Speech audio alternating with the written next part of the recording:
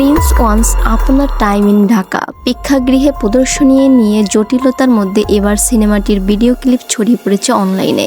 শাকিব খানের এই সিনেমাটি সার্ভার সমস্যার কারণে বেশ কয়েকটি প্রেক্ষাগৃহে সিনেমাটি প্রদর্শন বন্ধ হয়ে যায়। এতে টিকিট কেটে ছবি দেখতে না পেরে ক্ষোভ প্রকাশ করেন দর্শকরা।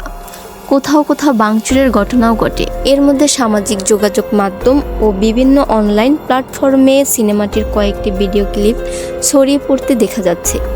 বিষয়টি নিয়ে উদ্বেগ প্রকাশ করছেন সংশ্লিষ্টরা। তাদের আশঙ্কা, এভাবে ক্লিপ ফাঁস হলে সিনেমাটির ব্যবসা বড় ধরনের প্রভাব পড়তে পারে। চলচ্চিত্র সংশ্লিষ্টদের মতে, পাইরেসি রোধে দ্রুত কার্যকর পদক্ষেপ না নিলে এ ধরনের ঘটনা ভবিষ্যতে আরও বাড়তে পারে। দর্শকদের অনলাইনে অবৈধভাবে ছড়ানো কন্টেন্ট দেখা থেকে বিরত থাকার আহ্বান জানিয়েছেন তারা। কিভাবে ছড়ালো এসব ভিডিও সে বিষয়ে কিছুই জানেন না ছবিটির প্রযোজনা প্রতিষ্ঠান। অনলাইনের ক্লিপগুলো পর্যবেক্ষণ করে দেখা গেল সবই হল প্রিন্ট। হলে বসে কেউ ফোনে ধারণ করে এনে ক্লিপগুলো প্রকাশ করে দিচ্ছেন ফেসবুক সহ নানা সামাজিক মাধ্যমে। এই আইডিগুলো শনাক্ত করা গেলে ভিডিওগুলোর প্রদর্শন বন্ধ করা যাবে। অনেকের দাবি সিনেমাটি ভালো নির্মাণ হয়নি। এর অদক্ষ নির্মাণে ছিল তাড়াহুড়ো, যার ছাপ স্পষ্ট নানা দৃশ্যে। ভিএফএক্স সাউন্ড এ গানগুলো নিয়ে আক্ষেপ প্রকাশ করেছেন অনেক সাকিবিয়ান ও দর্শক।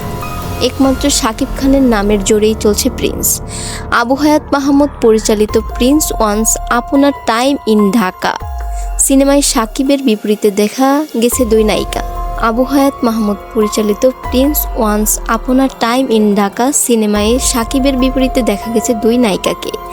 তাদের একজন তাসনিয়া ফারিন, অন্যজন কলকাতার মেয়ে জ্যোতিময়ী।